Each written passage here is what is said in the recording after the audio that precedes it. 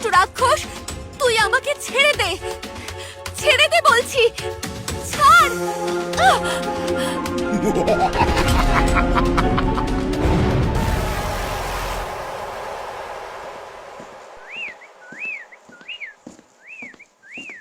মা, ও মা, তুমি কোথায় গেলে মা?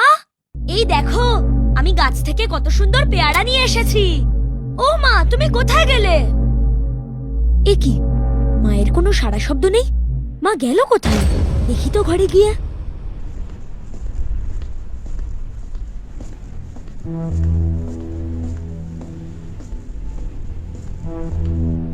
এ কি, মা তো ঘরেও নেই। তাহলে মা গেল কোথায়? সারস বউ, সারস বউ, কোথায় গেলে? বাবা, তুমি এসে গেছো? হ্যাঁ, তোর মা কোথায়? আমিও তো মাকেই খুঁজছি, মাকে তো কোথাও দেখতেই পাচ্ছি না। খুঁজে পাচ্ছিস না? তাহলে গেল কোথায়? জানি না, হয়তো আশেপাশে কোথাও গেছে। হয়তো। চল, ঘরে চল।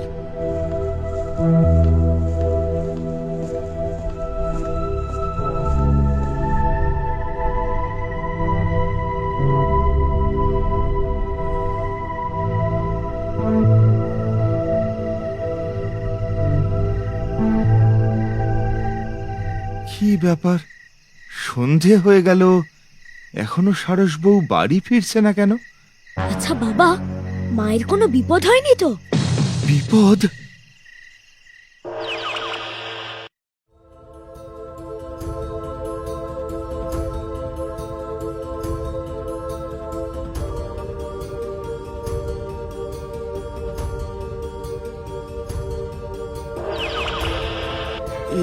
এ কি, আমি কি দেখছি? কি হয়েছে বাবা, তোমাকে এরকম কেন দেখাচ্ছে? বীর, আমি অতীতে গিয়ে এক আশ্চর্য ঘটনা দেখলাম। আমি দেখলাম।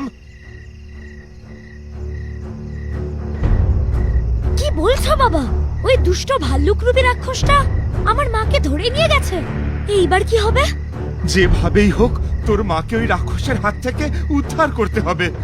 কিন্তু তাহলে তো ওই দুষ্ট রাক্ষসের হাতে আমাদের ওই অলৌকিক পাথরটা তুলে দিতে হবে। হ্যাঁ বীর, এছাড়া আমার কাছে আর কোনো উপায় নেই।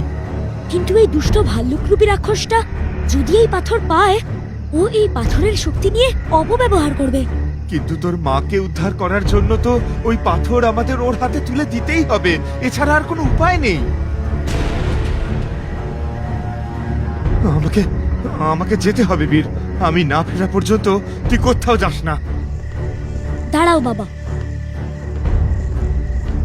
তুমি তো এতদিন সবাইকে বিপদ থেকে উদ্ধার করে এসেছো, এইবার না হয় আমি আমার মাকে এই বিপদ থেকে উদ্ধার করি।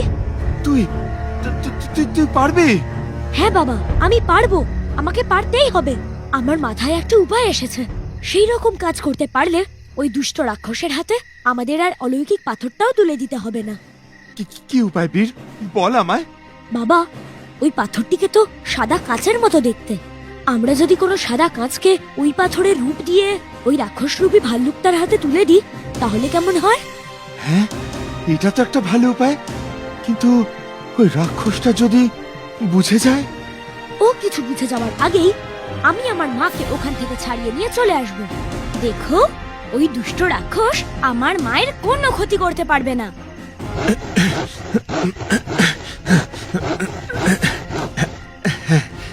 এই নেবির তৈরি হয়ে গেছে।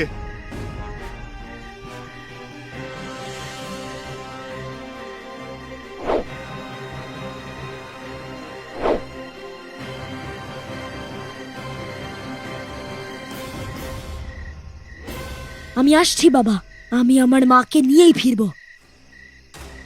তুমি আমাকে আশীর্বাদ করো, আমি যেন জয়ী হতে পারি। সাবধানে যাস বাবা, আর কোনো বিপদ হলে একবার বাবা বলে স্মরণ করবি, দেখবি আমি ঠিক সেখানে হাজির হয়ে যাব।